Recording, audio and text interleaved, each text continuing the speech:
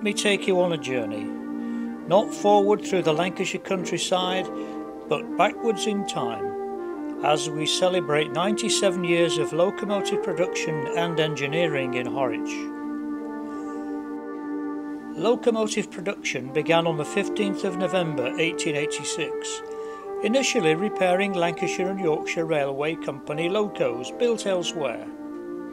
The first loco built at Horwich was a 242 radial tank engine designed by John Aspinall, number 1008, which still survives today, standing proudly in the National Railway Museum in York.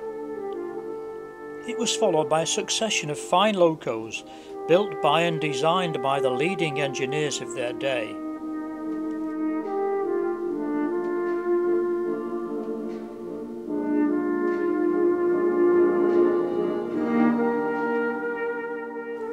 The words of H.E. O'Brien, works manager in the early years of the 20th century, echo down the years as a testimony to the qualities to the town and its people. Horwich was a great railway town. Its engineers were inventive and efficient. They made a big contribution to the development of the railways. The people were the best, so friendly, so good-hearted. I have never forgotten them.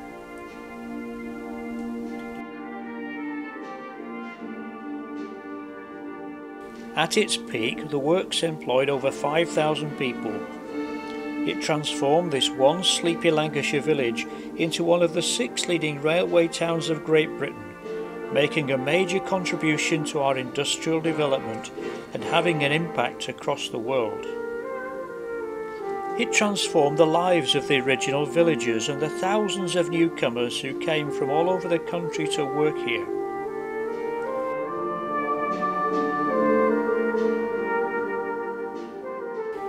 But by the 23rd of December 1983, few of the workforce remained as the last railway workers made their way out of the loco works and railway production finally ceased. Our story will cover those 97 eventful years of railway history, during which time the works dominated the lives of the people in Horwich. It provided not only their employment, but their social, recreational and educational needs through the Railway Mechanics Institute, the famous RMI, whose legacy still survives today in the town.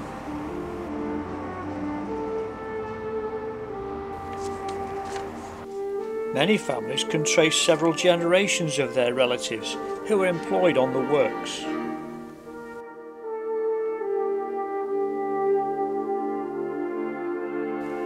As our story unfolds, a number of contributors will tell of the impact the works had on the community.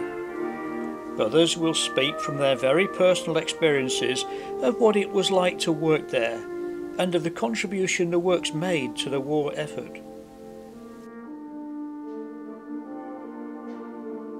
And our story could not be complete without having a brief tour of part of the works.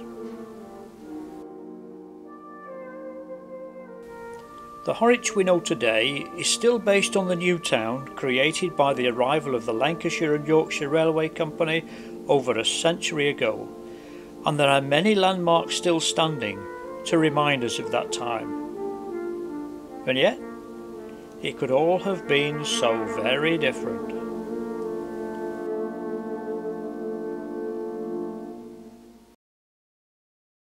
But for a twist of fate, Horwich might never have been chosen as the site for the new Lancashire and Yorkshire Railway Works, which in the 1880s was urgently required to replace the inadequate facilities at Miles Platting and Bury, and the sleepy village might have slumbered on relatively untouched by the industrial age, or been developed in a completely different way.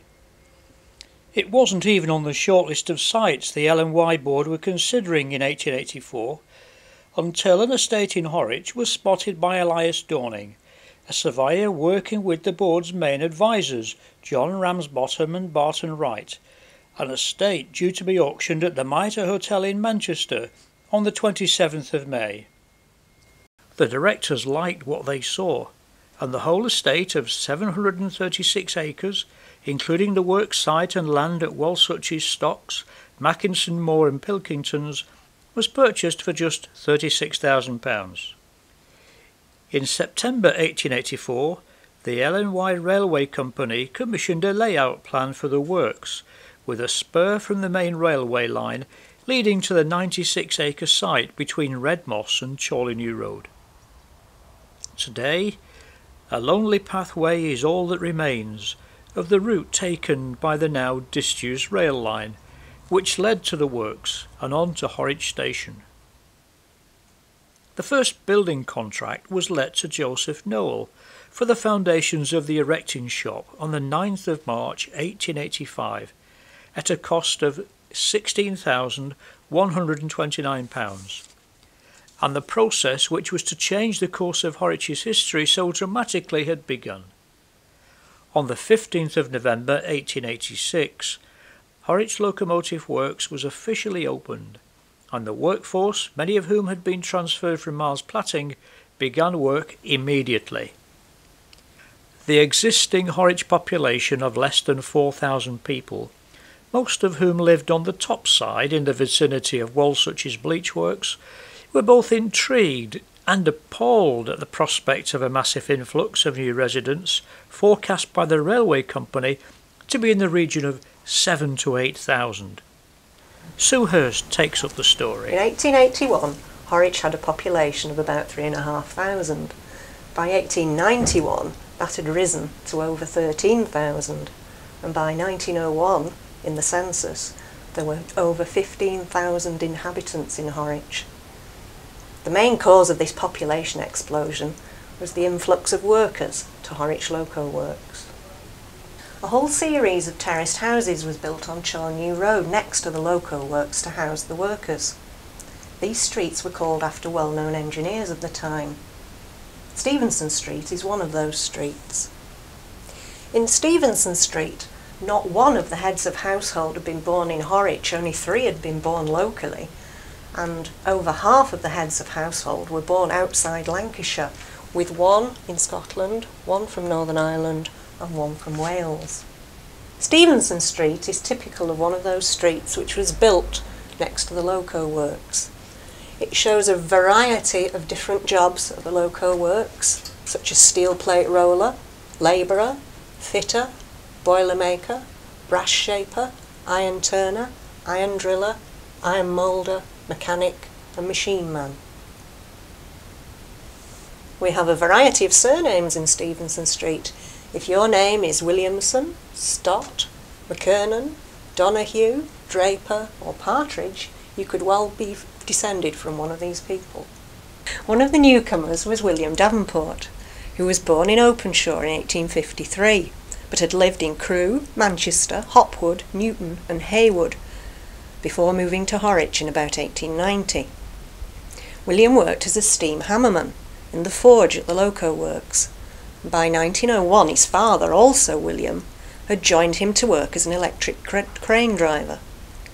William's son Samuel, born in 1888, before the move to Horwich, and James, born in about 1900, also worked at the Loco Works as erectors.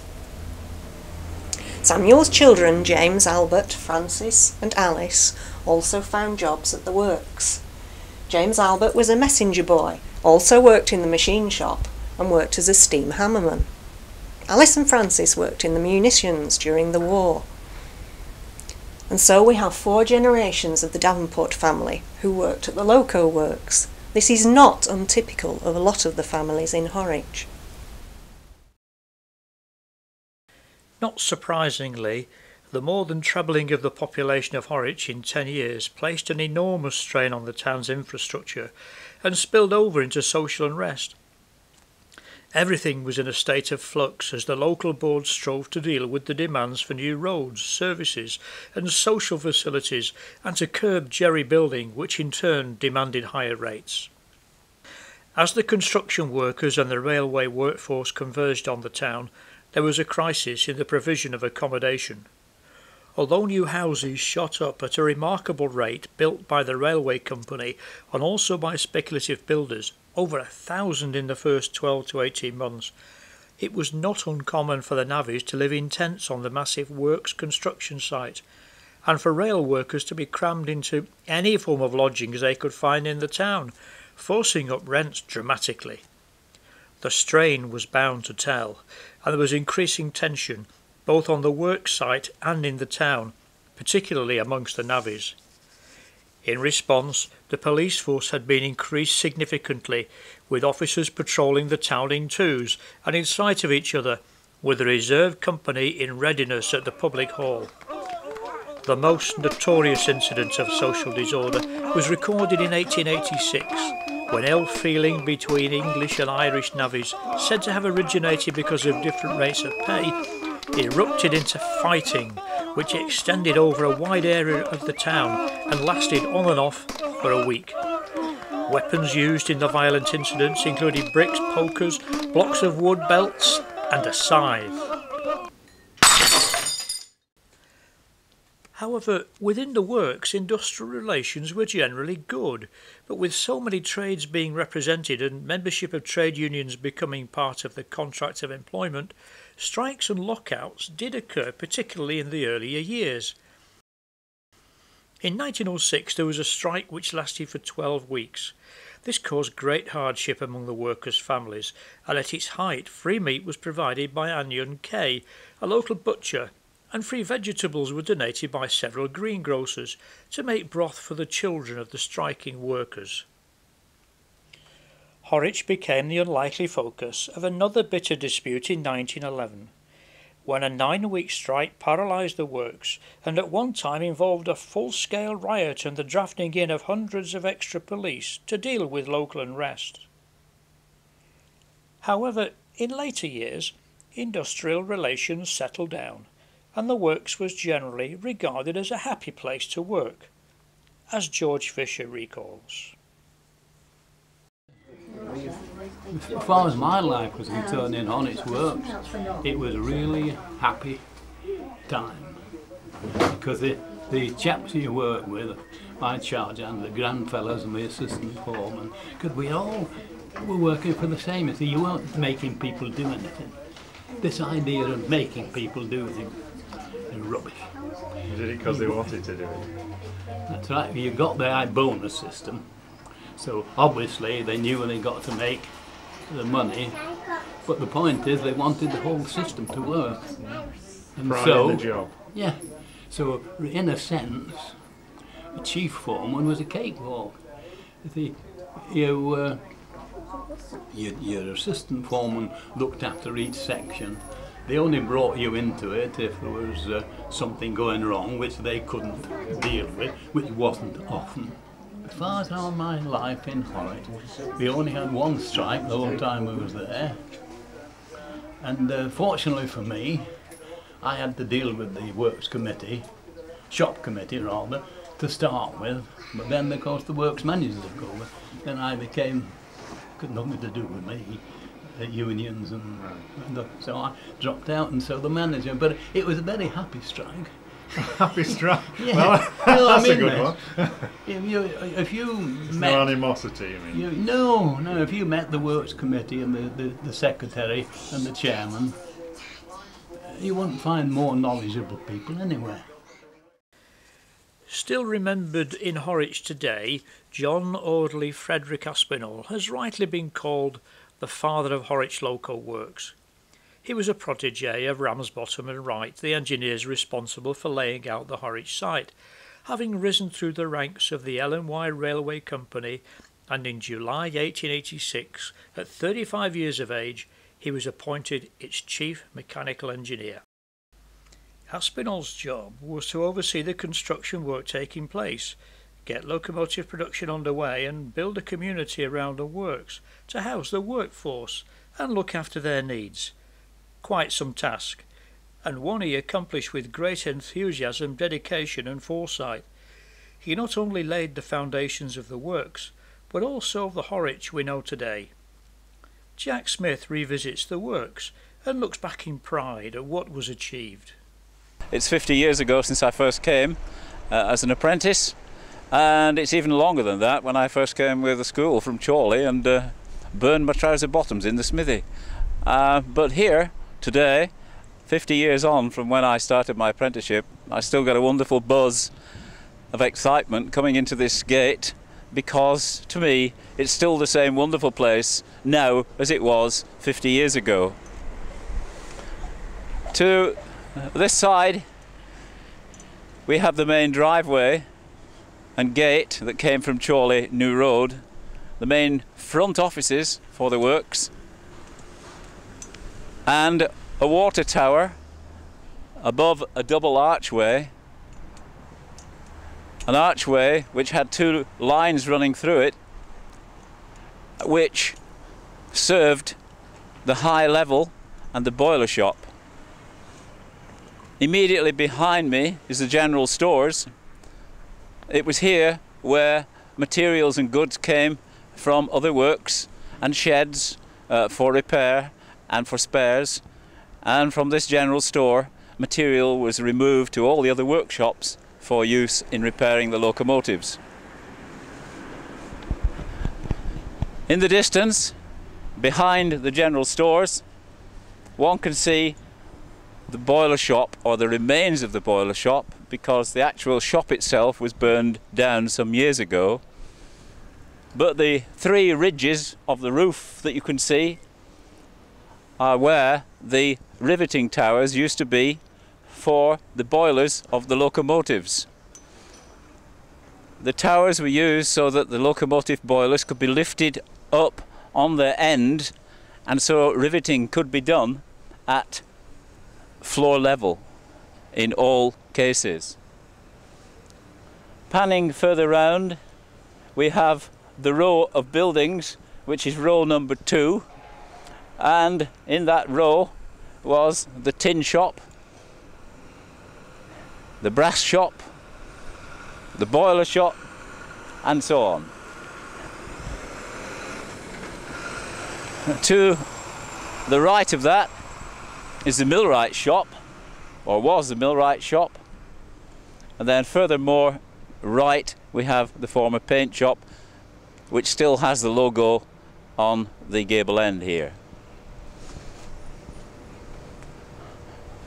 From this end of the works, it's interesting to see how the buildings are arranged in a row of 5 running north to south, and they all come to an end at this north part of the works, in the paint shop yard where we're standing now, in a straight line following the line of the stores, the paint shop right across.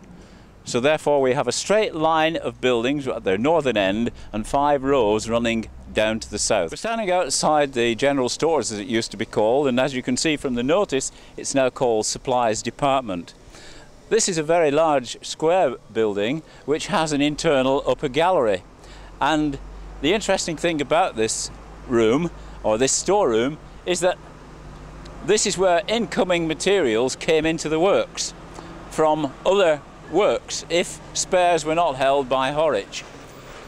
In the foreground, immediately here to the left,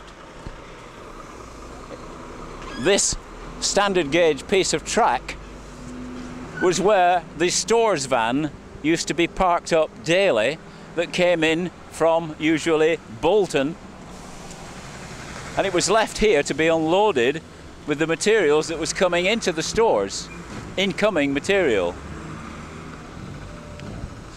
Further over we have a section of 18-inch narrow gauge track, of which we had 6.5 miles of it on the works, and it was the narrow gauge system that took heavy material from the stores out into the various workshops around the works itself.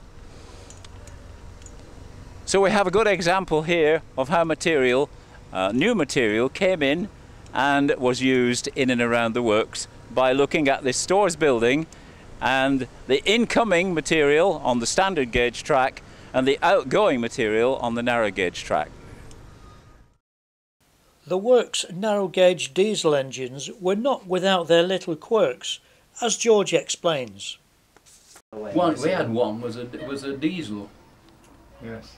Must have been made about 1702, and it was a bastard.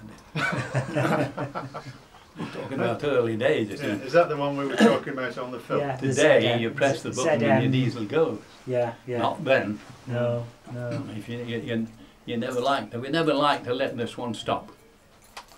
It was a really primitive diesel locomotive, and we really, I've often thought about it since I retired, and I've come to the firm conclusion we were using the wrong oil anyway. You know, I mean, I mean that, Yeah. because everybody didn't know about diesel locomotives then, and this was the only diesel thing we'd got on the works. But once it got going, we go forever.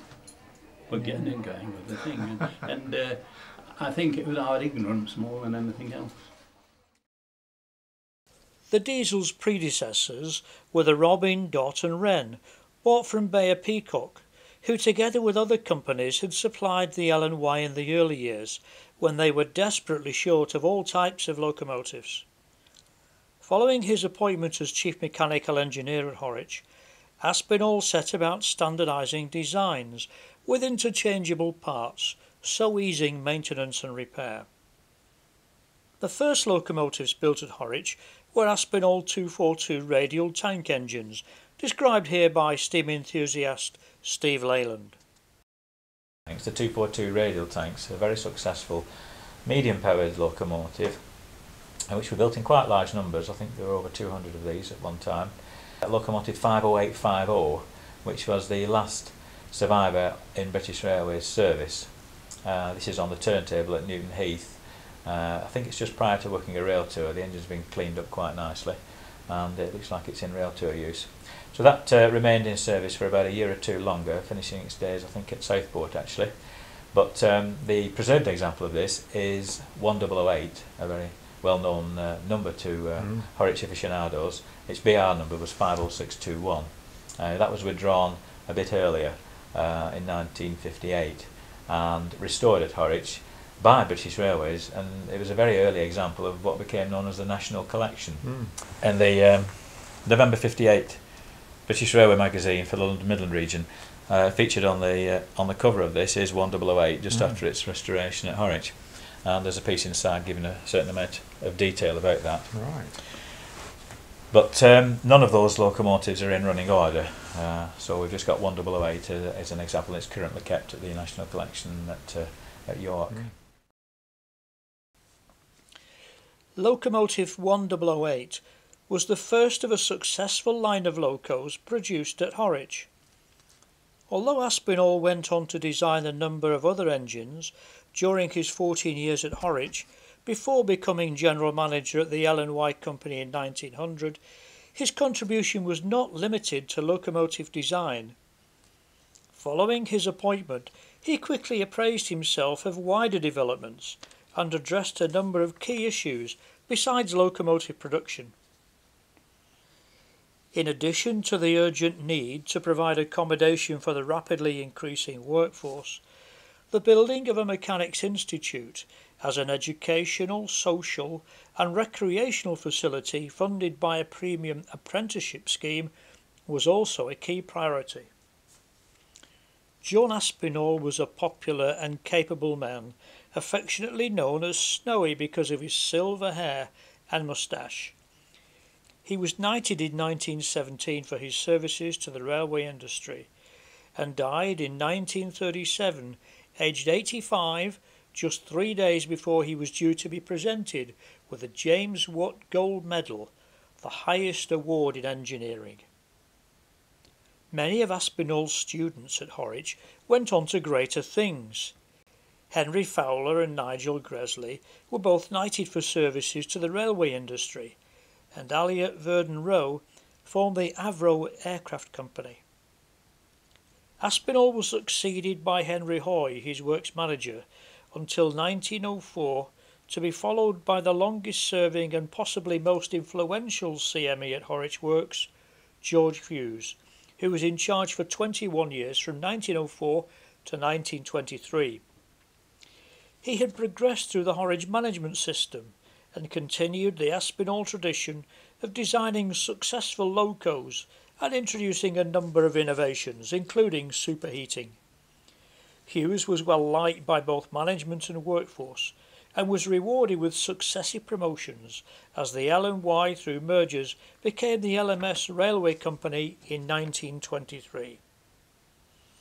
Unfortunately, this company rationalisation resulted in the HQ moving to Derby, despite George Hughes' valiant efforts to retain its Horwich base, with the resultant loss of a number of facilities like the signal, points and crossings workshops and the forge.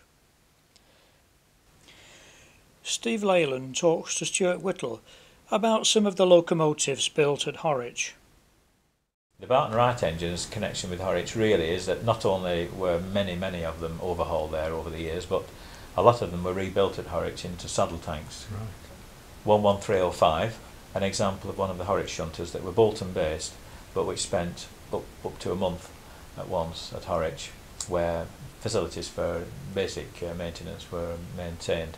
When engines needed to be washed out, they came back to Bolton Shed and then returned to Horwich again for a period of time. So there were about 4 of these saddle tanks, like 11305, which is pictured here in its last year of operation, as late as 1964. Quite remarkable, really. These gradually disappeared during the 60s, and they were replaced by the Ginty 060. Another classic L&Y design is the L&Y Pug, the little diminutive 040s saddle tanks, illustrated here with 51218, which is the only one of 2 survivors in the present era. This engine has been quite busy in its days as a preserved locomotive, buzzing around from one railway to another, and nowadays there's a big business in the photo charter industry. The second shot we see here of it is at Hull Docks, where it's on one of these photographic charter events, where it's a reconstruction really to try and get the locomotive back into its old environment, and some were allocated to Hull Docks in BR days. There were, I think, 52 of these engines built originally, but by 1960 or so they were down to about a dozen examples. They shunted at Salford Docks too. That was one of the last continuous pilots that Agecroft Shed operated down at Salford Docks. Particularly useful where the very tight curves are involved because of the very short wheelbase. But again, a long-lived and successful little type of locomotive. Then moving along chronologically to a much bigger engine, also synonymous with Horwich, is the Hughes Fowler Crab. The example we see here is 42765, which is currently the only working example in preservation, and it's actually not working at the moment. It's out of service for an overhaul, but it's worked on the East Lancashire Railway rather a lot. This engine was rescued from Barry Scrapyard too. It didn't make it into preservation from service, but went to Barry. It stayed there for several years and then was purchased and restored from scrap condition there. And these again were very successful engines, general purpose 260s, good strong engine with big cylinders, suitable for goods work and passenger work, and there were well over 200 of these built as well. Moving on again to the Stanier era now, and the well recognised Black 5 class. Stanier 460s, the general workhorse, possibly the most famous steam locomotives type on BR really. Partly because of their huge success and also their huge numbers. There were 842 Black 5s constructed. Horwich built over 130, and the illustration we see here of 44932 was numerically the first built at Horwich. Not chronologically, but numerically the first one that was actually built at Horwich. What year are we talking about there? I don't know exactly, it would be in the region of 1935, 1936. And they would have gone on up to the war then? Yes, they were built right through the war, that's right. And in fact, the last one to be built at Horwich, the last Black 5 to be built at Horwich, is our second illustration, which shows the Ivett development of the Stanier Black 5, with the high running plate, the caprotti valve gear, the double chimney. It's a souped-up Black 5 really. 44686 is seen here on a passenger train at Dean Clough. So was that the end of loco production really at Horwich? No, it wasn't. The 50s? No, they took on some of the British Railway standard designs. Right. I want to go on to the Stanier 8Fs first, Right. which were also put through Horwich in huge numbers. for overhaul, and Horwich also built some of these. And this is another huge class which was used as the standardisation of steam on BR in the closing years. Like the Black 5s and the Stanier 8Fs became the mainstay in the northwest. Up to that point, when both classes were a total of 1,400 engines, the Stanier 5s and the Stanier 8Fs, they could be seen practically anywhere on the system on BR. But they became standardised later, and therefore more prominent in the mid to late 60s. Yes, the next type that we want to look at chronologically is the Ivert 260, the Class 4. Now Ivert introduced his own independent Class 4 260 of the type that we're looking at now, and these were generally a mixed traffic engine really in the medium power classification range, and some of these were built at Horwich and many were overhauled there over the years. The one we're looking at now has just been overhauled at Horwich, and it's running in from Bolton Shed on a passenger train coming in past Heaton Cemetery from the Lostock direction. And these are very useful locomotives, even though they were not particularly powerful. And the example that's survived into preservation, the only survivor of this class, is 43106, which is based on the Severn Valley Railway. And that's had a short stint on the main line, but I don't think that'll reappear on the main line again. The BR development of the Ivert Class 4 was the 76,000 Class 4 260. And the first slide we see here is 76030 on Horwich Works undergoing overhaul. This was a southern region engine. Many engines came from far-flung places to be overhauled at Horwich. Chiefly those types that were built there and which Horwich specialised in, so they wouldn't balk at sending them huge distances to be overhauled at Horwich. Example was 51218 earlier on, which came from the small shed in Swansea, all that distance. But this came from the southern region, 76030. It's about halfway through its overhaul as we see it here, and this engine is not actually preserved, but 76079 and I think 3 others are. But 76079, which you see in the next illustration shown at Rawtenstall on the East Lancashire Railway, is the only runner at the moment. And this engine has been very active indeed this last few years on the main line and on preserved lines as well. Very successful design and a very successfully restored locomotive, which has done some marvellous work really in the present day.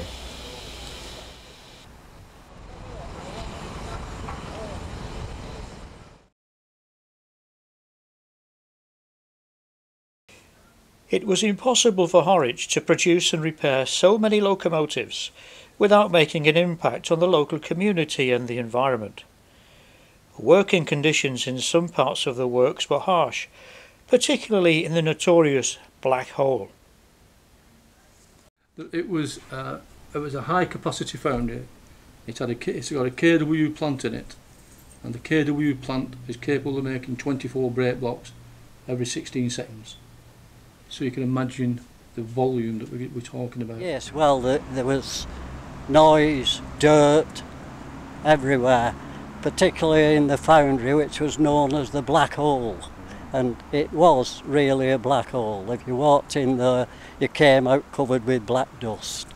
The noise in the boiler shop, well, you just couldn't bear it, and quite a number of people who worked there finished up with hearing difficulties. Well, the windows used to rattle when you was blowing the old cupolas down, the 2 cupolas, and the guy in charge of them was a guy called Jack Markland. He was the bay supervisor, and of course as you blew them down, as you got lower to the bottom, they used to vibrate, and the vibration waves used to hit Fox Street and all the other streets. Right. And in particular I've been on nights when John Pars rang me up at 2 o'clock in the morning and his pots are falling off his shelf.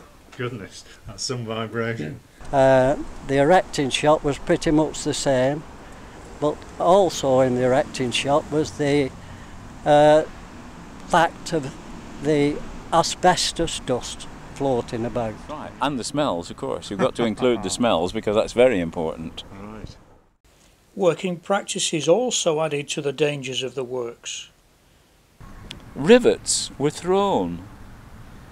If a riveter was working in one particular area, he might be serving several people who had rivet guns elsewhere in the workshop. And they would throw hot rivets. They would throw them long distances, Sometimes they were actually caught and thrown further.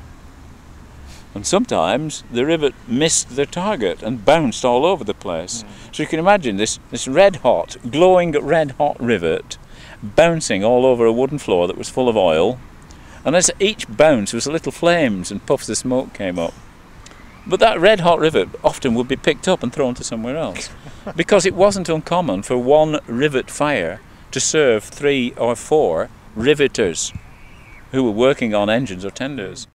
It's not surprising, therefore, that accidents happened. There's quite a number of accidents. I know of quite a few people that have been killed one way or another, and there's always someone getting hurt. Although we were very, very safety conscious, we did have some horrific accidents. A colleague of mine was killed on the works. Another guy in the mech, a fitter went down the spillages and came up with only one arm. He had his arm restored. They had quite a good first aid team throughout the works, who were always there for anything that did happen. They were taken to the work surgery. First aid had always been a priority for the works management, with classes arranged for the workers, which in the 1940s and 50s were under the direction of William Wilkinson. Again, let's be clear, he was another William Wilkinson. He was another William Wilkinson. And Did he have a nickname? He was called Billy Wilkie. Oh, I see. Right. Okay. And I was called, when I went on the works, I was always known as Billy Wilkie's daughter. So, yeah, my dad was, ever since I can remember, went out to ambulance classes. They called them ambulance classes, 2 nights a week. And after the war, he was invited to do the, you see, it was the first aid movement was run from Euston. It wasn't run from Horwich. And Euston, appointed somebody to see to the first aid on Horwich Works. And so my dad got that job. And it was his job to make sure that there was enough first aiders in all these shops, you know, and he formed them into teams. And this is where it came to the competitions. They were in teams of 4 out of 5, and those 4 and 5, it was 5 as a reserve, but they were on the shop floor because there was first aid boxes strategically placed all over the works. And of course, if you had an accident, say in the smithy on the works, and the dressing station was up near the main gate, they could have died in between, you see. So they had to have enough first aiders to cover all circumstances. They were always busy. But my dad, when he'd had this job for a few years, he was given this medal called Serving Brother, and that was the first little medal you can get in St John of Jerusalem. And then in another few years he was offered the next one, which was Officer Brother, and by this time he was doing the area instead of just works. He was managing the all the area, like Crewe and Derby and things like that. And he worked hard at that. And then he had a stroke, and he still managed to continue to plan competitions and things like that. But it was then that he was recognised by the Queen, and we got a citation, and I cannot find it anywhere. Yeah. And he had to go to London, and there was this great presentation, you know. I mean, it wasn't anything like the Queen does herself, but it was from the Queen that it was done. And he got that. That was Commander Brother, and he was the first commoner to get it, which was a big thrill for my dad, you know. Yeah, it was always given to people higher up than my father. So that was his crowning glory. Incidentally, Olive followed in the family tradition, not only of working at the Loco Works, but also of winning awards as a member of a number of first aid teams. In the early years, the injuries incurred at the works were treated at the Cottage Hospital in Brunel Street, opened in 1894. However, the hospital was but one of many developments proposed in the late 19th century by the L&Y Board, which included houses, shops, schools, churches, pubs, hotels, a mechanics institute, a cafe and a recreation ground. Rather wisely, the board avoided turning Horwich into a company town by selling land to other parties. The loyalty gained was not therefore derived from servitude, but from a sense of belonging.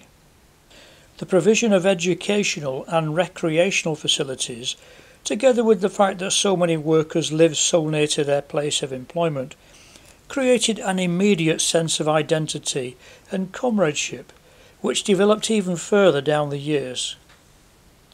With the opening of the excellent facilities at the Mechanics Institute in 1888, both for study and recreation, this building quickly took over from the public hall and became the new leisure centre for the town. By the 1890s, over 2,000 of the 5,000 workforce regularly participated in sporting or educational activities provided by the RMI, as a whole range of clubs and activities sprang up to meet the diverse range of interests.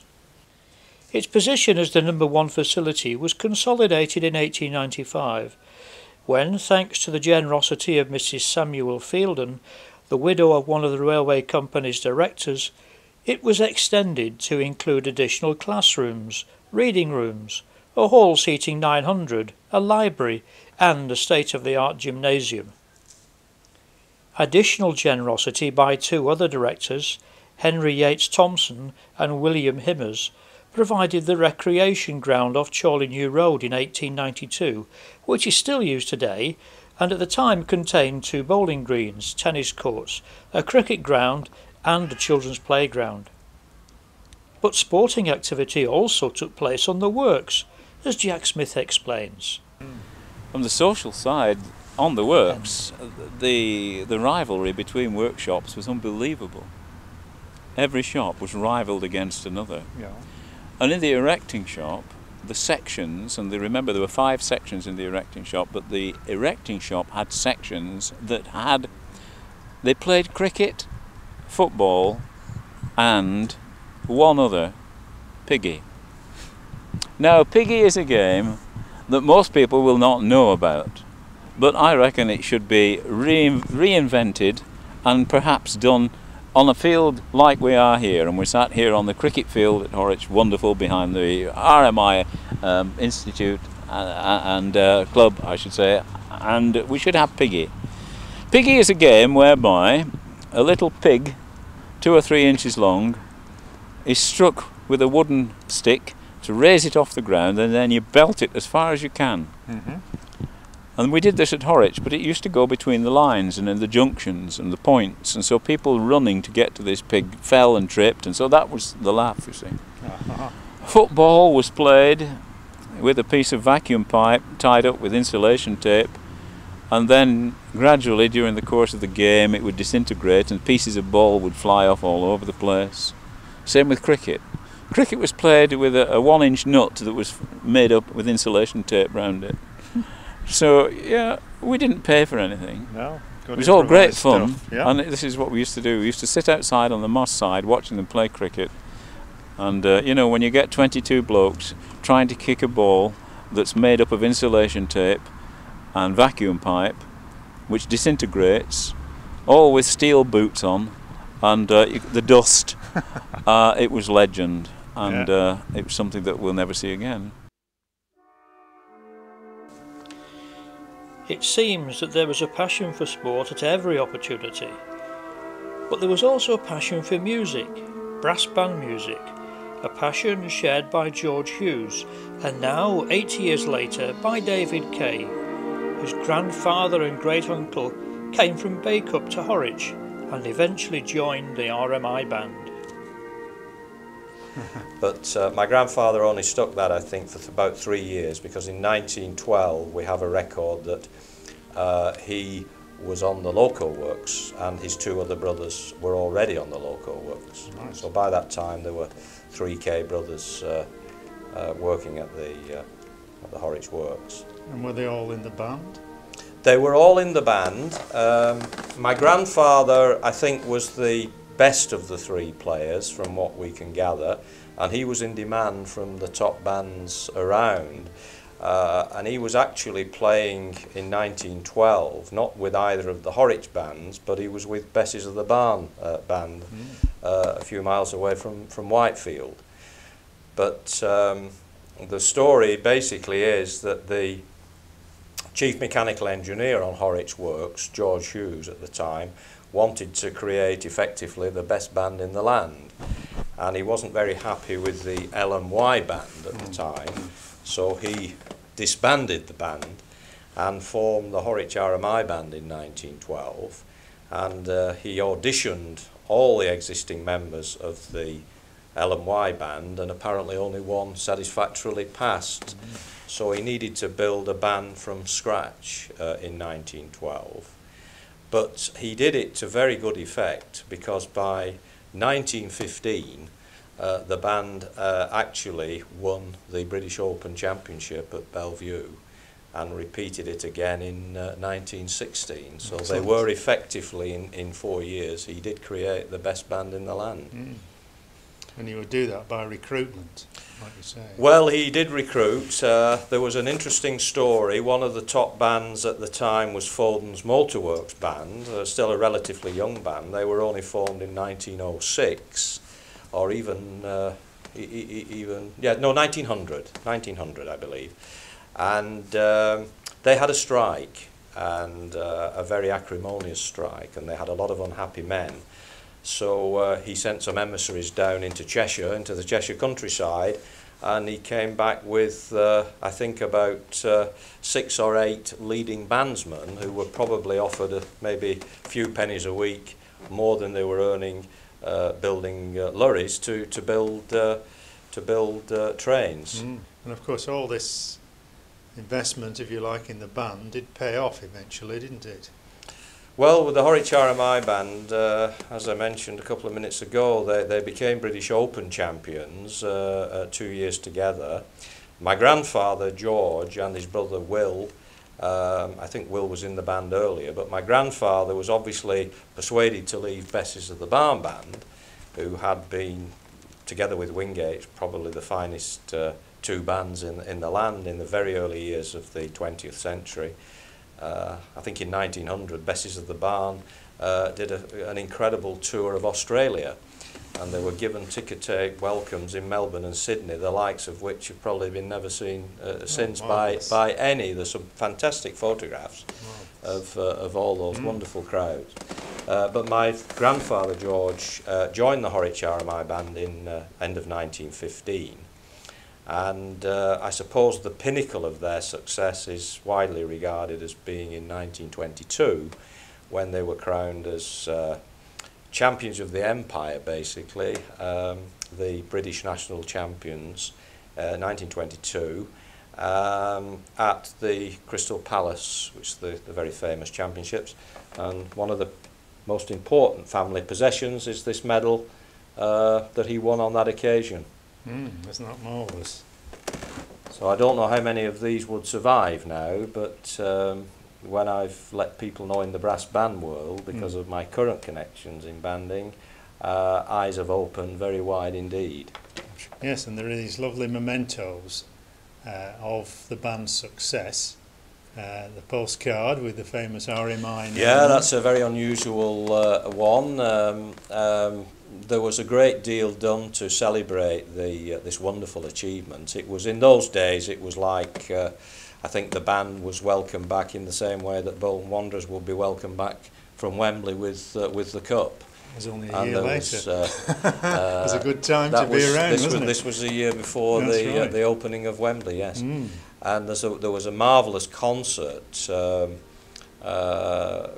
I have just a photocopy, unfortunately, of the programme, but there was a wonderful civic reception in Horwich, and in the Mechanics Institute there was a very special musical evening when the band were represented with the trophy, and a lot of nobility were there, and a man called John Henry Isles, who was the architect of the British Open Championships in 1900.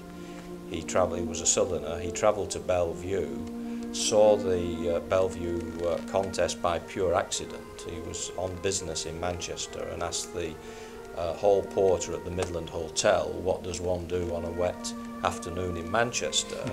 And this guy happened to know that the Bellevue band contest was on, and he went, and he writes that he'd never heard such magnificent music in his life, and he declared a mission to take this wonderful northern brass band music to the south of England. And thus the national championships were formed. Cool. Yeah, it's quite something. And of course, here's the treasured photograph of the winning band with two of your relatives on it. Yeah, that's my grandfather and great uncle Will. We're not quite sure about the third brother, James. He didn't feature in the winning band for whatever reason. So we don't really know why that would have been, but there were times when all three were playing together in the, and that tended to be the case with brass bands in those days. They were very much the focus of the community. They were very much family organisations. Yeah.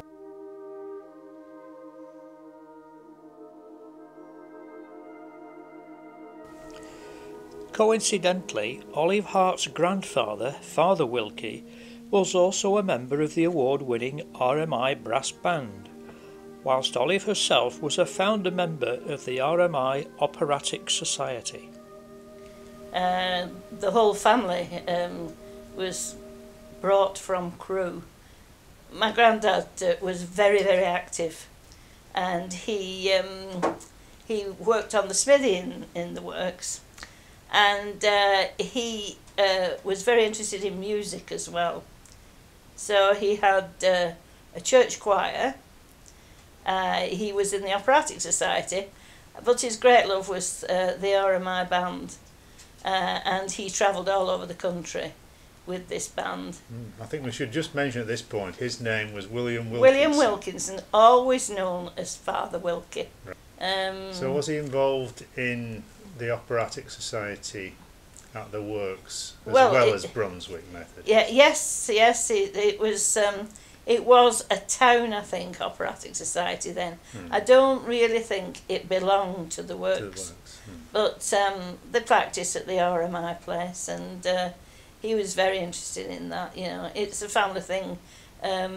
Like he started it, my dad went on next, and I went on next. It's happened with everything we do, really. Yeah, you know. 3 generations. Yeah. So they would have put on productions, operatic productions, from what, the early part of the 20th century? Yeah. I would imagine so. Yes, I've seen some pictures of ladies who are leading ladies, you know, and they must go back to the 20s, like you say. Yes. Yeah. When we started the Operatic Society, it was because we wanted a works Operatic Society.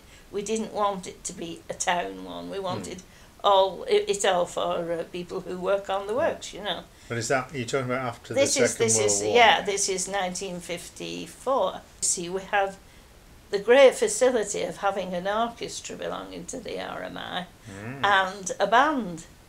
And then we had the paint shop who used to help us do scenery and things like that. It was really a good setup. I'm sure everybody would be pleased to hear that you got the Horwich Civic Medal for your did, services, and you are still, aren't you, the president of the still society? the chairman, And I started in 1954. And I was the first leading lady in the show. And from then on, I did several parts, several leads. And then I got, I don't know, perhaps old for doing leading ladies, you know. But they asked me if I would try and do a production. Well, I'd never done that before, so I thought, oh, we'll have a go. And in the productions, I did, I think it was 26 altogether. Wow. 26 years. Over how many years? 26, Yeah. one a year? Yeah. Right. And then, of course, they gave a show which was all singing, all dancing. Well, I'm not a dancer, and so I couldn't have done that anyway. But in the meantime, I've been in a couple of shows that I liked. I did a lead in Carousel, which suited my the auntie in Carousel, and I did that. And then when it was my 50th year in operatics, not particularly with Horwich, I did. I went into the chorus in Fiddler on the Roof because that is my favourite show. So that was my last on the stage. Wow. 50 years on the stage. Yeah. That's good going. And of course, Yeah. you're still involved Yeah. to this day. Yes. Wasn't that a terrific story? From its earliest days, the RMI also built on other strong recreational traditions already prevalent in Horwich, when one of the directors, John Fielden, donated a trophy for a race which was run along Chorley New Road to the Beehive and back. And this is the Silver Cup, the John Fielden Challenge Cup, first competed for in 1897. The first race, though, was in fact held in coordination with the local cycling club, the Horwich Cyclists Club. That isn't the club at all associated with the current cycling club, but a club which existed in the 1890s. And they held an annual sports on the football ground at Grundy Hill for the first year, at which a competition, a 2-mile handicap, was competed for the Fielden Cup as well. And the winner at that time was an Albert Gardner, who has his name inscribed as the first one on the cup. And the cup is a very ornate record of all the winners of this cup from that date, with some breaks, through to the present day. The Samuel Fielden wing of the Mechanics Institute was opened in 1893, and to commemorate that opening there was an athletics festival, the Horwich Athletics Festival. One of the items which is competed for at the Horwich Athletics Festival was the first open Rivington Pike Fell race, the race being from the recreation grounds to the Pike and back. One of the most prolific winners was a Jack Pearson, who won the race on 3 occasions, and his descendants still live in the Horwich area. In addition to that, there was a Peter Stones of Bolton who won the race in 1898, and his family still live in the area. And this indeed is the prize as it's been brought together, because it was the tea set, an electroplated tea set, valued £3 at the time. As a girl, she can remember the set being presented on an oak tray under a glass cover, which is indeed how it was described in the report of the race at the time. The pike race was competed for then through the 1890s, from 1893 to 1899. There was then a break until Bolton United Harriers restarted the race in 1929, and a series of races took place until 1939. With the break of the war, there was only one commemorative race just after the war in 1946, organised by the Horwich Club, Horwich RMI Harriers. The Horwich Club had never had a local winner, and were very, very keen to try and achieve a win in the pike race, which was still a renowned event in the area and a very popular event, although it hadn't been run for some years. In the 1950s, the club did have a runner they thought could win. His name was Alan Bolton. coincidentally, the club had come into the possession of this cup called the Horwich RMI Harrison Athletics Challenge Cup. So the club had a cup which they didn't know what to do with, and a runner they thought could win the Rivington Pike race. So the two came together and they thought, well, if we start a Rivington Pike race, maybe Alan can win it. And indeed that's what they did in 1952. But they didn't open the race to everybody. It was only open to Horwich club members. So inevitably a Horwich winner was achieved. But that was really a hollow victory. So after running the race as a closed club-only race for a couple of years, in 1956 the first open race was run. And Alan Bolton competed in this race, hoping to be the first Horwich winner. This is a photograph of Alan Bolton winning the closed race. When he competed in the open race in 1956, he unfortunately came upon a very famous old Bolton runner, Jack Haslam, and he beat him into second place. And this is the handwritten results recorded by Jack Prescott, the long-time club secretary of the Harriers and coach to the club for many years, 30 or 40 years. And he kept a comprehensive record of all the club runs and everyone who competed in those runs, what their position was, etc. And amazingly, he'd recorded the result of that very first open pike race, at which Jack Haslam achieved first place and Alan Bolton second. So it was many years before Horwich did achieve a local winner, and that was the famous Peter Revald in later decades. The Rivington Pike Fell race, started so many years ago, continues to this day, with March 2005 marking the 50th occasion the event has taken place over this route. The race continues to be organised by Horwich RMI Harriers and Athletics Club and has attracted a substantial crowd to watch the 400 or so competitors.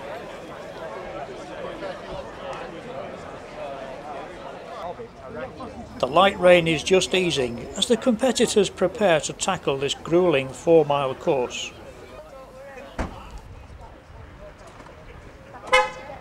And they're off!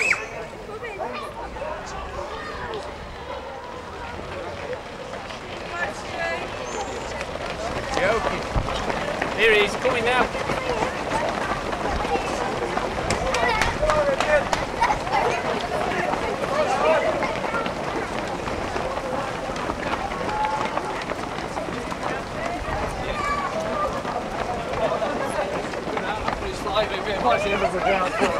Hello, hiya.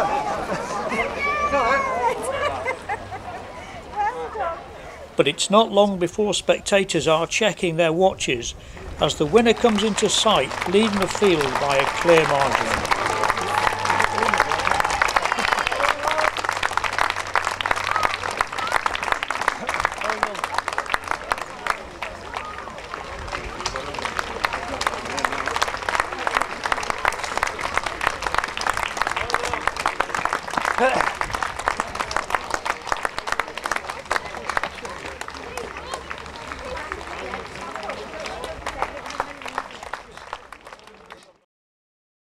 Just as the tradition of the Pike Fell race continues, so some traditions within the works survived over time.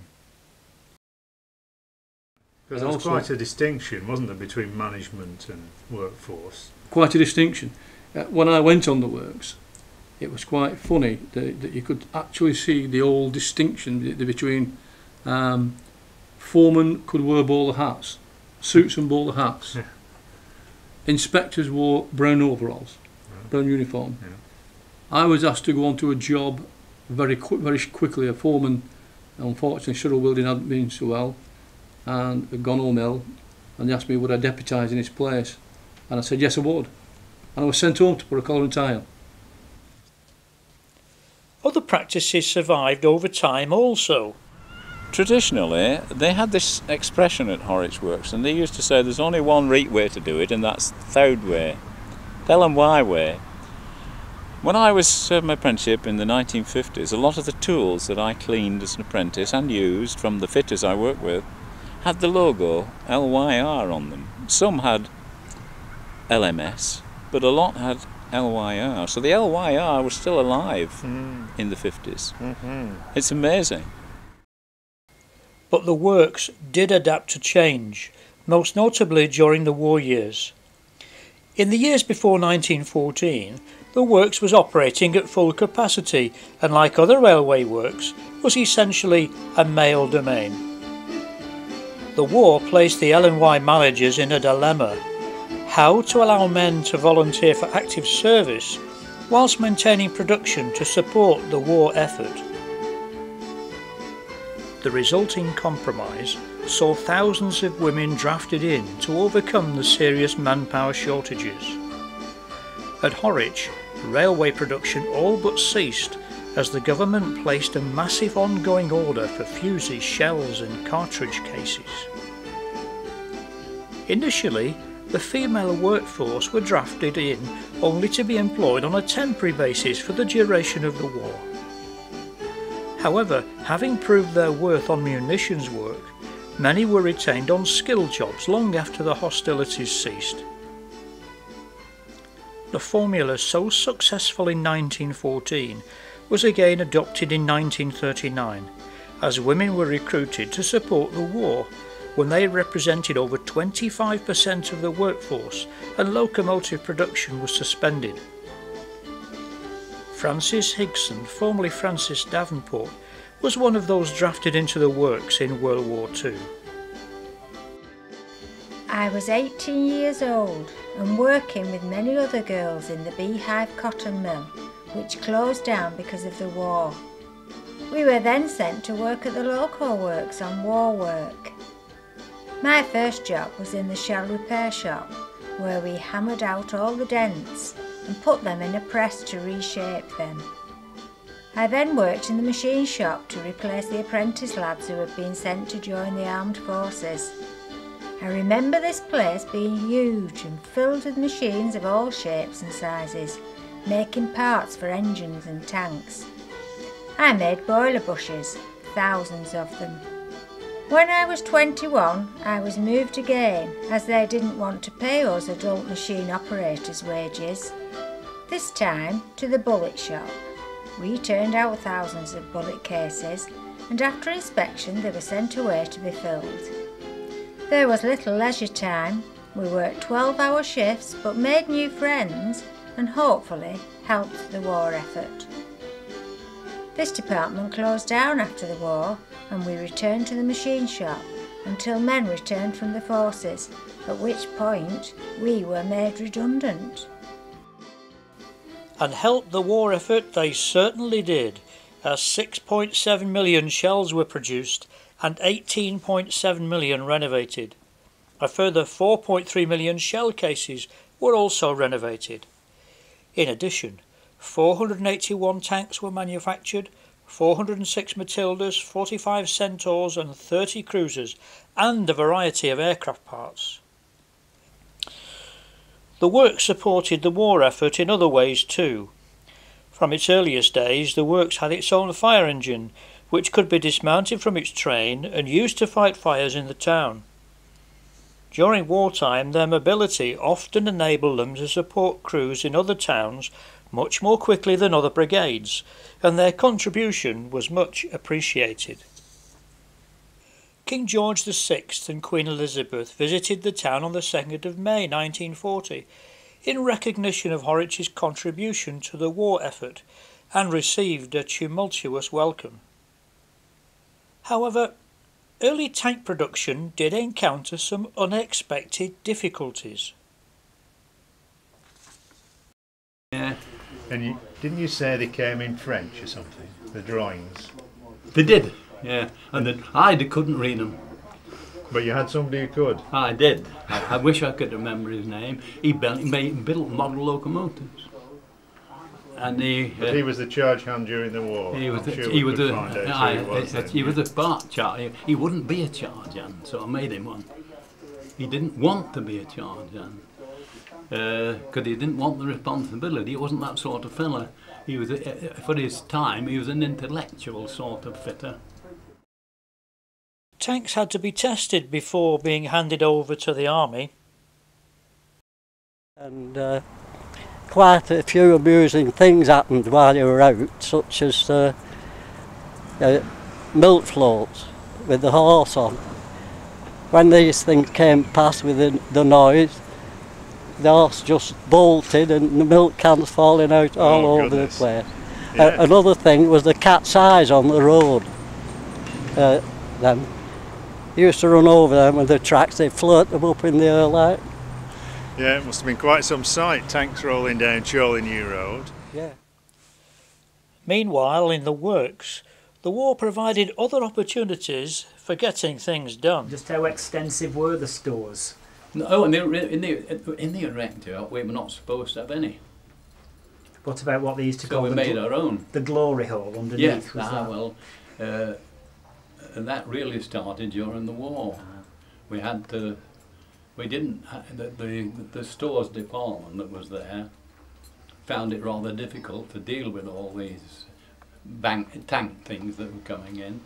So my chief assistant and myself decided we'd build our own stores for the tank building, and we pulled it under the floor, and it worked extremely well. So the stores were very glad to get rid of the responsibility for storing the details, and it suited us because we could move things around a bit without telling anybody, like, and so it worked very well. So after that we used it as a locomotive store, and it worked extreme. Wasn't supposed to be there, no, and it was there till the day the works closed. Yet it was not, didn't exist. The war years provided an interesting background for these former employees who were then just starting at the works. Hi, my name is Cyril Thomason, and I was apprentice in the railway for a period of time during the war.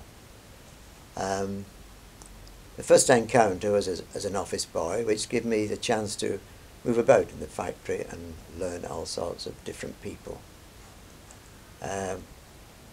One of the things that we had to look to was the blackout. That was very essential, and they had to black out all the windows on the roof. That was permanent. But during the day we had to use the side windows, which had to be blacked out by panels that was made in the joiner's shop and was erected by many teams of men in each department. The war took a heavy toll of night duties and day duties. Men were having to work from 7 till 7 at night, and a shift took over from 7 at night till 7 at morning. Weekends were worked as well. This made it tiresome. We was walking about in blackouts at night, stumbling over everything. But we had other duties to do, the men in particular, was fire watching, which was essential. We did have many visits from the air raids, and of course they politely dropped incendiary bombs, but fortunately it was into waste ground. But nevertheless, these jobs had to be done, and they had to do the work of them during the day as well. So that became rather tedious and nerve-wracking and exhausting. Now we come to the first air raid on Britain, the 6th of September, which this town got mixed up with Norwich because they flashed a signal up for Horwich to blow the sirens, but it was Norwich that was really getting the raid. So we had rather an interesting start to the war. My name is Pat Woods. Formerly I was Pat Lawler when I worked on the works. I started in 1941 when I was 16, and in order to get a job in the offices you had to take an exam at Hunt's Bank in Manchester. But unfortunately, oh no, not at Hunt's Bank, it was on the an office on the station? Victoria Station. But unfortunately it had been bombed, so I finished up taking mine in on a siding in a carriage, a railway carriage. Anyway, I must have passed it because I got the job. I found the work very boring because all we were doing were typing things called requisitions and wage tickets and things like that. But after a couple of years, they suddenly promoted me to be conference secretary. So every morning I had to go about 11 o'clock to go in an office, and it was Mr. Macpherson's, who I was very frightened Chief of. Inspector. Was he? I don't know. He was the head one anyway, and all the foremen they sent representatives from every shop, and they sat round and talked about boring things again. And then I had to type all the minutes out and onto wax, and they had to be reproduced and copies sent round to every department before I could go home. And one night, I was going out somewhere with my new boyfriend, Jack Woods, who I'd just started going out with. So when I went to the meeting, I asked them, particularly Harry Lucas, who represented the erecting shop, I said, please don't send so many things today. I want to get off early. And of course, he had to be awkward, and he did twice as many. So I was so blazing that at the end of the meeting, when Mr. Macpherson had gone out, I picked my shorthand book up and threw it at Harry Lucas, and he finished up with a black eye.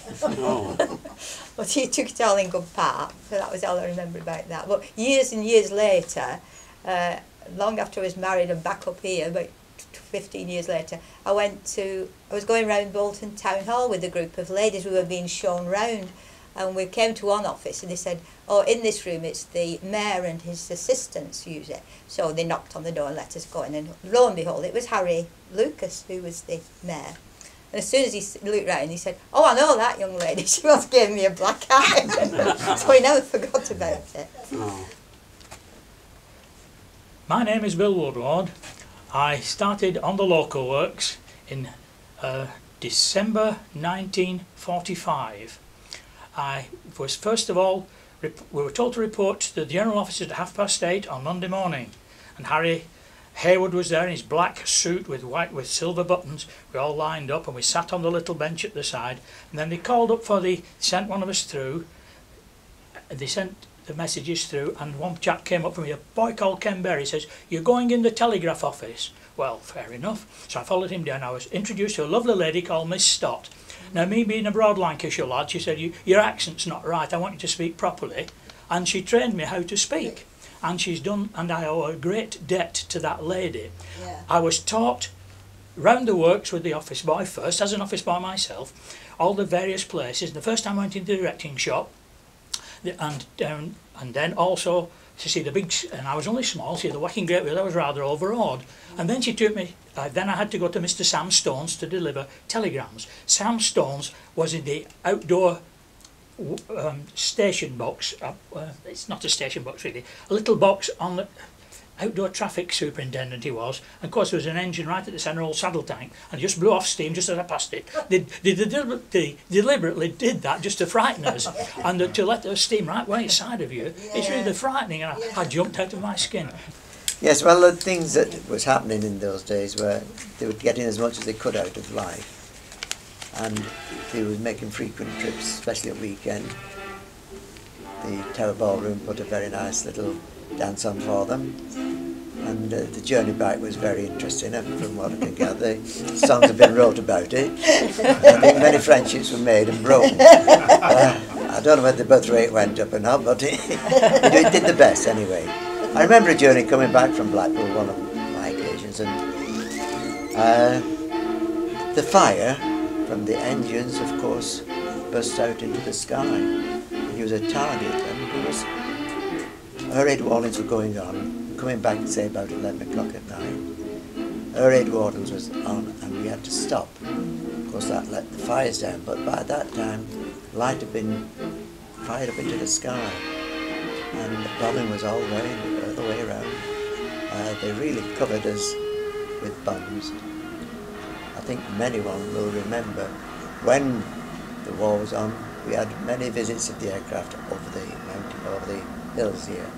About 6 o'clock every evening, just as you finished tea, they nasty drone of heavy laden bombers came over, and they dropped their very explosive loads at Liverpool and Manchester. And from the local works we could see the sky was ablaze over in Liverpool and over in Manchester, fired up. And that's the sort of thing that we had to think about. And we had a visit of a bomb that, I think it was called it a landmine. A landmine. Landmine in Rivington, Yeah. and that was a Saturday night. Broke all the windows. I was just about to pull the bedclothes over to me when I saw the flash of light and the crash. That was quite horrendous. We had splintered glass all the way down from Lever Park all the way down to the top of the... But that landmine, it came down on a parachute, didn't it? It did, yes. And they were nylon, these parachutes. And one of the girls that worked with us, Winnie Roberts, she lived right across on that flat roof house. Flat roof, and we weren't allowed to go up there for a while afterwards, but she could go because she lived there, you see. And she got most of a lot of this Would it be silk? Would it be silk then? No, I think it was. I don't don't know. I don't think It was beautiful material, but I'll tell you something. When I was getting married, clothes were rationed. You know, I was borrowing coupons off him. My dad finished up with just a tie. We had all this coupon. And Winnie Roberts gave me some of this parachute, and I made my underwear. When it was our golden wedding, my daughter, who's a great at, doing poems and things like that, she made all this thing all about me and her dad, all our married life, and she finished up about, and nobody rhymed all, and nobody guessed that once when she got married, her underwear was once a German parachute. That's a good story, isn't it? After the war, the works continued to build Black Fives as the country struggled to recover from the terrible damage inflicted during the war years. However, the works concentrated mainly on repairs, which is not surprising given the long life of many steam locos. For example, this loco was built in 1877 and remained in use at Horwich until it was withdrawn in 1964. The change of government at the end of the war resulted in the nationalisation of the railways, with Horwich, once the engineering centre of the Lancashire and Yorkshire Railway, then a part of the London, Midland and Scottish Railway Company, was now part of a much larger British Railways. Initially this produced some benefit, with major new investment in the early 1950s in the form of one of the biggest mechanised foundries in the country, employing almost 500 men, and was given a separate commission by the Ministry of Supply to produce a consignment of flail tanks. However, it soon became clear that the days of the magnificent steam loco were numbered, and the last steam locomotive built at Horwich, BR Standard Class 4, number 76099, left the works on the 27th of November 1957. A year later, a highly specialised works training school was opened for apprentices and is remembered with fondness by Chris Pyle. So I started here September 1959. The training school, which is where we stood in the grounds, was the first port of call. I wasn't there a great length of time, 3 months, something like that, but I met some wonderful characters in that time, and it's characters from the Loco Works days that I'd like to expound on in this talk today. First of all, we have the principal of the training school in those days was Harry Blundell. Harry Blundell came from Daisy Hill. His father had been manager of Daisy Hill Bleach Works. Now that's been demolished this year. In latter days it was Bellows Hartwell factory, making aircraft and repairing aircraft components. And Harry came from there. He never really liked me. I was a little bit too outspoken, I think, for Harry Blundell. He liked his apprentices to be compliant, you know, and not as outspoken as I was. His number two that I remember was a fella called Jerry Hart, but he's not on that photo. The fella in his place there was a fella called Holding that I don't remember at all. But the instructors were marvellous fellas. There was the one that sticks in my mind was my favourite, Bert Southern. He's not with us now, unfortunately. His son was working in the Mech Foundry only up till a few months ago when he was made redundant. On the fitting side was Jack Woods. He lived later life in Longworth Road. Unfortunately had a stroke about 10 years ago, and he was left only a shadow himself for about 5 years until he died. Cyril Harrison, the tall fella, he was the machining instructor. Now, he had a Scottish wife, and we think he's retired back to Scotland now. There was Bert Cricken, the famous Bert Cricken, whose name is actually Albert Egbert Cricken. He came here, or his family came to Horwich to cut the peat on the moss. Yes. Well, that's another story, Stuart. It certainly is. We'll get that story out of him, won't we? One We day? will. And he was in charge of like plating and sheet metal work. That was Bert's job. There was Harry Jones, still with us today, living up Blackrod. But he wasn't able to join us just recently. I think he'd sooner write his memoirs down, and we'll be able to relate them later. He's still very well. Just amongst the apprentices at that time, some names that do spring to mind. First of all would be Hughie McGovern. If you see Hughie nowadays, he'd be flying over your head in a microlight plane taking videos. Terrific. Marvellous fella. Yeah. His father was Hughie before him, and he's still a wonderful character. There's Roy Lunt, middle of the three Lunt brothers, two of which have been associated with this training school. Malcolm Lunt's still here.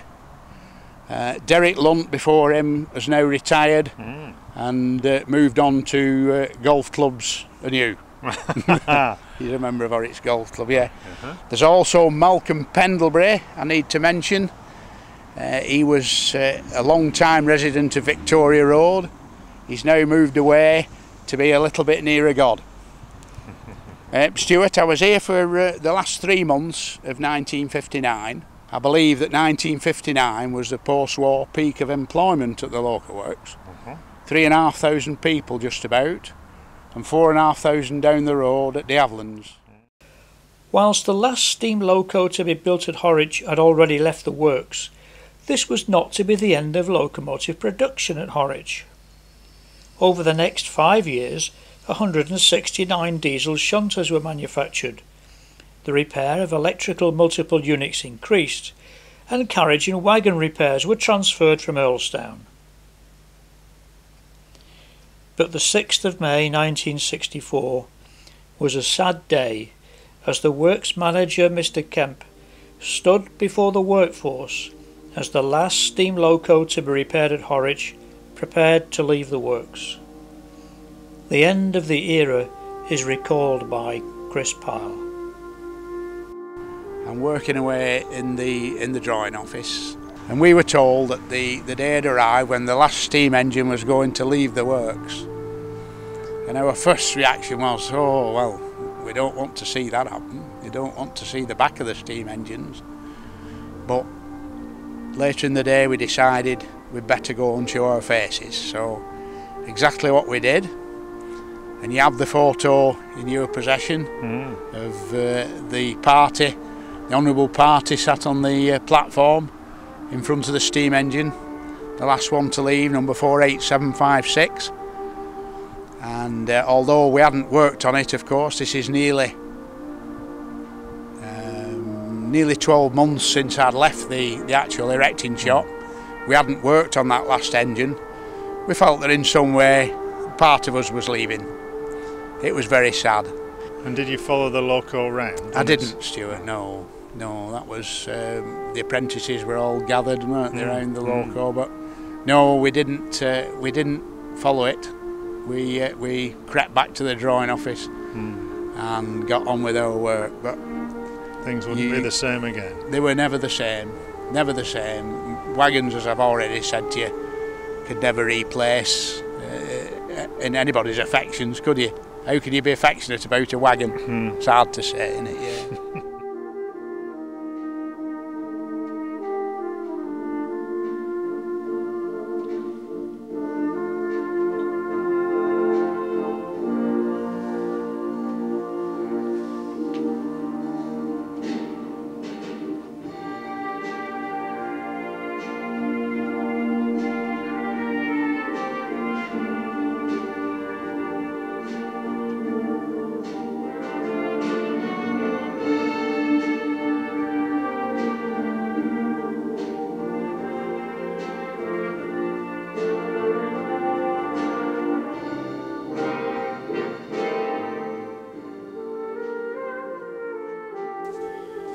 Horwich suffered another blow in the following year, when the station which had served the people of Horwich for so many years was closed as part of the beaching plan.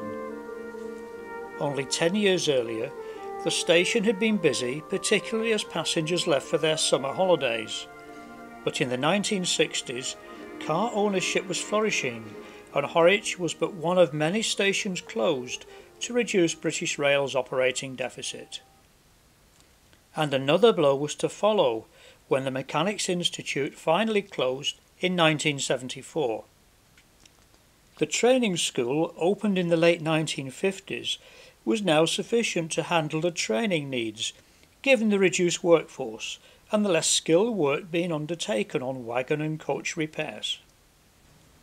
Meanwhile, the new RMI Club and also the new Horwich Leisure Centre were providing the recreational activities formerly provided by or centred on the old building. On 6th of October 1976, fire broke out in the basement of the old building and quickly spread. Firemen fought to bring the blaze under control, but the building was gutted and had to be demolished. Once the site was cleared, Aspinall Court was built on the site. Meanwhile, at the works, uncertainty about the future eased and spirits were uplifted with the announcement of a £3 million investment in upgraded facilities, including a fully automated foundry, wagon repair and rebodying programmes, and wagon and spring production, which would sustain employment at around 2,500 for 5 years. Further investment was to follow, as Jack explains. The whole length of the erecting shop was 1,100 yards long, and unfortunately during the 1980s had to be cut in half. You can see there's a large gap between the buildings. This was created so that electric stock carriages could be run into the shop sideways when a longer traverser was fitted. This meant that the shop itself had to be cut into 2 parts. Numbers 1 and 2, erecting shop to the left, the traverser space, and then to the right hand side, as we've just seen, numbers 3, 4 and 5 sections of the erecting shop. A lot of money was invested in the works. Sadly, the works was closed in '83. Despite that, I think it was £2 million that was invested. Well, our MPs at the time was trying to save it, but we knew at the end of the day they'd nominated Hill, Horwich, Shildon and Swindon. Them were the first 3 centres. It all originated from a guy called Serples. He had seen the new rolling stock coming into place and realised that the rolling stock that is now in position now doesn't need the same amount of overhaul and maintenance as what the old rolling stock did. And that's basically why the workshop started to become redundant. Yes, even though you diversified quite a lot. That's right.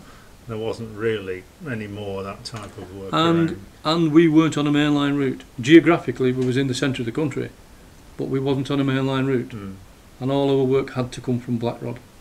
There's no electrified line up to Blackrod. Everything was loco hauled in and loco hauled out. Yes.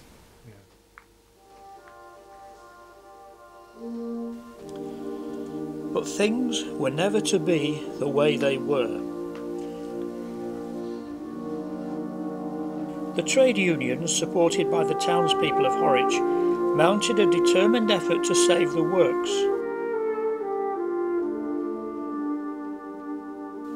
Labour leader Michael Foot joined discussions with union representatives. The Harriers offered their own support by setting off to hand in a petition to Mrs Thatcher at 10 Downing Street. Despite all these and many other efforts, the last shift left Horwich Loco Works at 1 p.m. on the 23rd of December 1983, and the premises, with the exception of the mechanised foundry and spring shop, closed on the 31st of December, with the loss of over 1,000 jobs, just 3 years short of a century of railway production. Some 20 years on, it's interesting to look back at what has gone before. With so much reliance on the works for so long, it's taken the town a long time to recover. But the sadness and bitterness has at last been replaced by a justifiable sense of pride at what was achieved here and the contribution it made to the industrial age. Incredibly, the works premises still survive, albeit occupied by a myriad of industrial users, and they're in need of some tender, loving care. Although not listed, they represent the most complete set of former railway buildings in the country, and the time is now right for them to be restored to their former glory, even if they cannot be a railway works anymore. And thankfully, moves are afoot between the owners and Bolton Council to investigate how that might be achieved.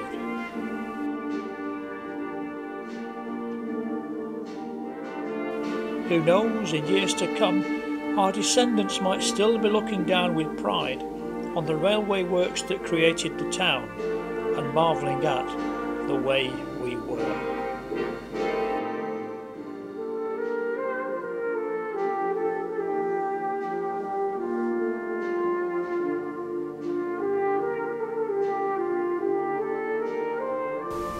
The main cause of this population explosion was the influx of workers to Horwich Loco Works.